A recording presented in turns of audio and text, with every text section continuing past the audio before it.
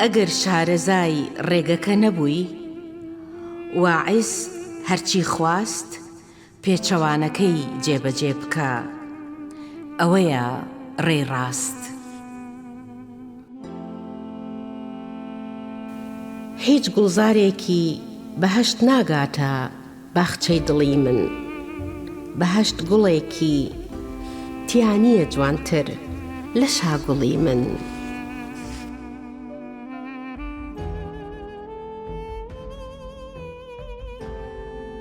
بەری بەیانیان ئاونگی ڕۆحم بە پەڕەی گوڵی ڕووتەوە دەلکێ، لەبیرت نەچێ دڵم شوشەیە بەردی تێمەگرە ناسکە دەشکێ.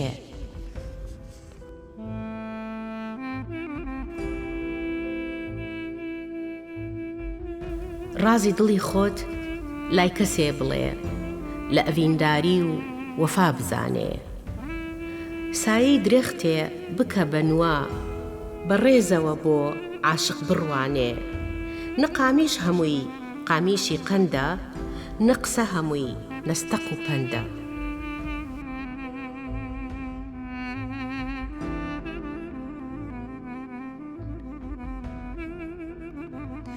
کە خۆر ئاوا بوو لە نزیک دەرگای پشتەوەی دڵم، خۆم حەشاردا بۆی. ئاخر دەمزانی شەو بە پەنهانی دەگەڕێتەوە بۆ ماڵەکەی خۆی.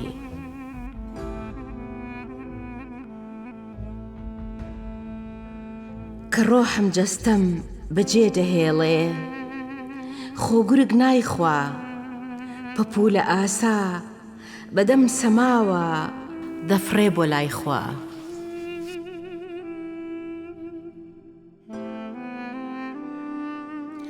هەتا ئامێزی ئاواڵە بێ بۆم، هەتا پێم بڵێ من تۆم خۆش دەوێ. نەخەم دەگاتە هەواری دڵم، نە لەسەر شادی پەکم دەکەوێ.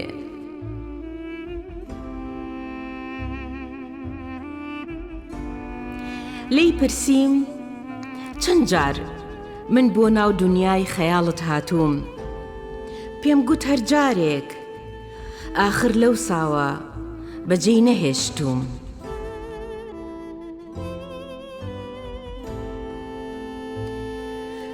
هەتا لە ناختە نەمرودێک بژی، خۆت فڕێمەدە نێو ئاگرەوە، کە نەمرودەکەت کرد بە ئیبراهیم، لە هیچ ئاگرێ سڵ مەکەرەوە.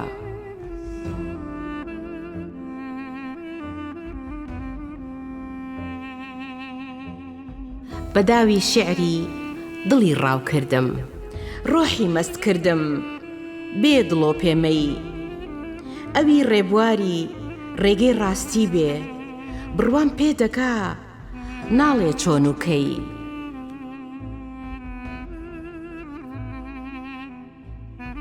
بێ خۆشەویستی سەما شێتیە، موزیک ژاوەژاو، گۆرانی پەستی، بارگرانیە خوداپەرستی.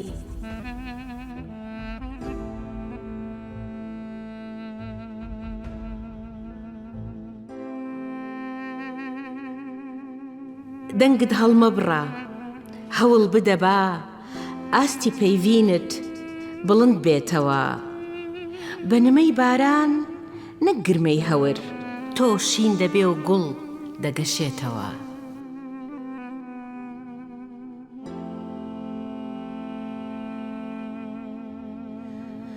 با هەموو دنیاش لەگەڵ تۆدا بن، بەبێ من تەنیایی، کە لەگەڵ من بووی بە تاقی تەنیاش خۆت هەموو دنیایی.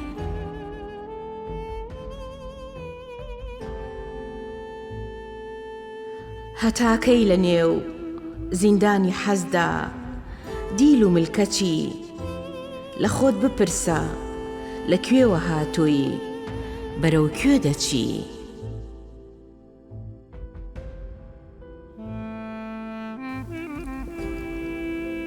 تیشکی نێو دڵتە، ئەو تیشکەی لە نێو چاوان تا دیارە. تیشکی نێو دڵت نوری پیرۆزی پەروەردگارە.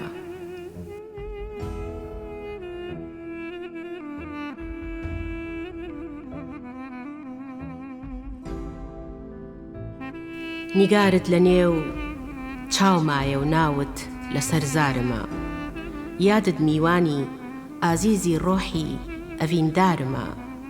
ویستم شارێکت لەسەر بنووسم، دڕا دەفتەرم شکا پێنووسم.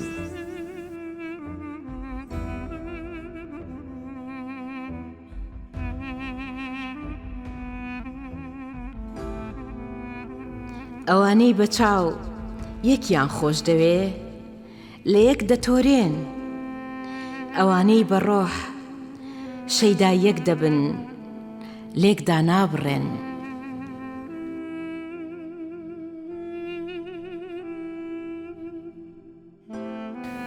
کە بریندار بووی نائومێد مەبە، ئاخر لە زاری زامەکەتەوە، تافگەیە لە خۆر دڕژێتە گەروی وشک هەڵاتووی خامەکەتەوە.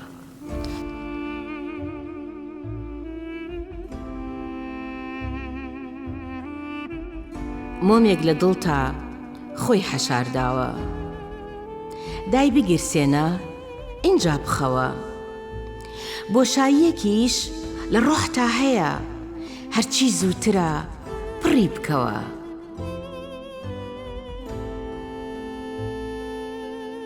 چ قەیدی دنیا هەر شەوە زەنگە، ناخت ڕۆشن بێ ئەوە گرنگە. پاک نەکەیەوە دڵت لە پەیکوڵ، ڕێت ناکەوێتە نێو هەواری گوڵ.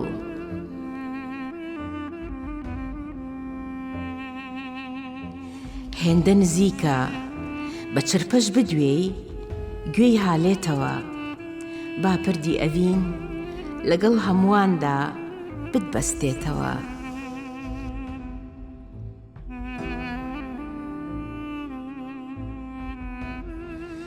بێخۆشەویستی زیندوونیت، ئاخر لەشت گڵکۆیە، ڕۆحت مردووە. لەو هەموو ڕێیەی بۆ لای خوا دەچن، من ڕێی ئەڤینم هەڵبژاردووە.